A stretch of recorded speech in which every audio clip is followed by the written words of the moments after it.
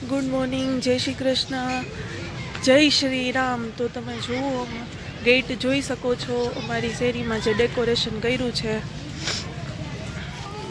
આખી શેરીમાં ભગવો જ લહેરાય છે. જય શ્રી રામ. મસ્ત મજાની રંગોળી કરી છે. અને હવે આપણે જઈએ છીએ વ્રજની સ્કૂલમાં. તો વ્રજ ને મમ્મી બી તૈયાર થઈ ગયા છે.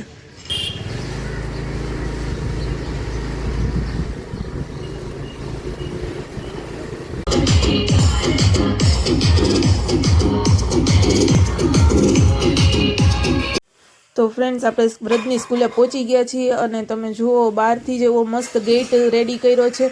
અને જતાં જ તમારું કંકુ ચોખા અક્ષતથી સ્વાગત થાય છે. સ્વાગતની સાથે જ મસ્ત મોટી રંગોળી, અને જુઓ નાના નાના ટાબરિયાને જે શ્રીરામ અને સીતાજી બનાવ્યા છે, હનુમાનજી બનાવ્યા છે.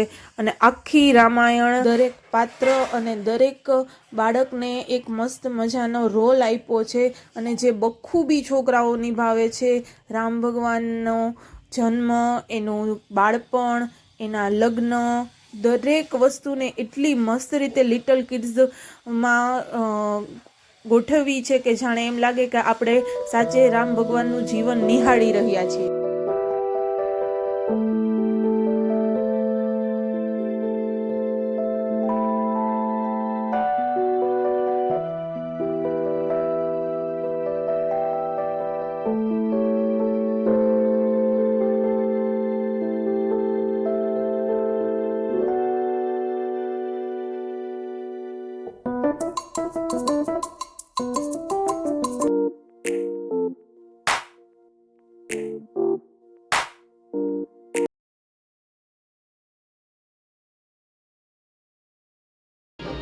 તો મિત્રો, પહેલાં ક્લાસમાં સીતાજીના અને રામ ભગવાનના લગ્ન ગોઠવ્યા હતા.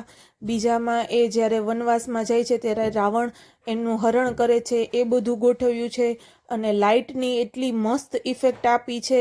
અને સાથે છોકરાઓ એટલી મસ્ત એક્ટિંગ કરે છે કે જાણે એમ લાગે કે સાચું આપણે જે બધું મૂવીઝમાં જોતા હોય એવી રીતે લિટલ કિડ્સના બાળકોને એટલું મસ્ત બધું શીખવાડ્યું છે. અને એવા સંસ્કારનું સિંચન કર્યું છે કે ખરેખર તમને એમ થાય કે વાહ, આ બાળકો દ્વારા આપણે કેટલું શીખવા મળે છે.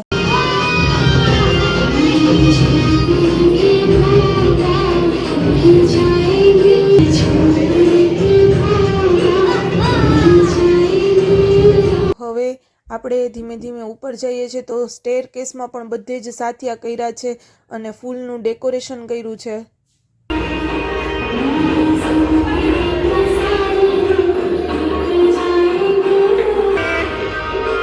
લંકા દહન અને શ્રી રામ સેતુ.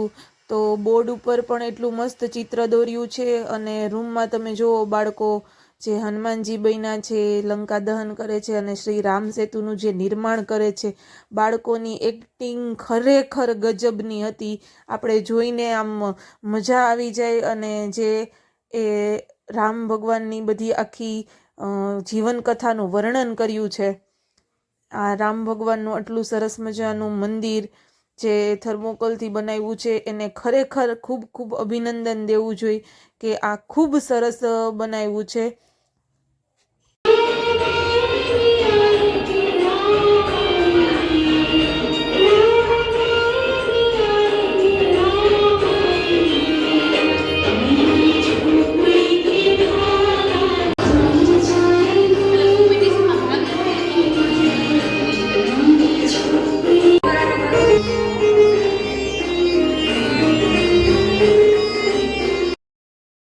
મિત્રો, ઉપર કોમ્પિટિશન રૂમ રાખ્યો હતો, જેમાં બાળકોને શ્રીરામ વિશે થોડા ઘણા પ્રશ્ન પૂછી અને સર્ટિફિકેટ મળવાનું હોય.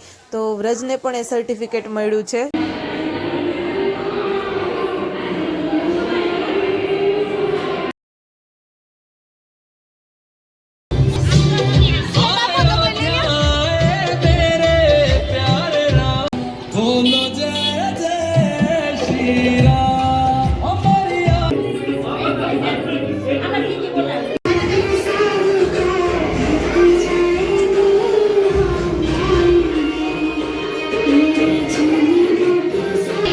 બધાય રંગોળી કરી છે.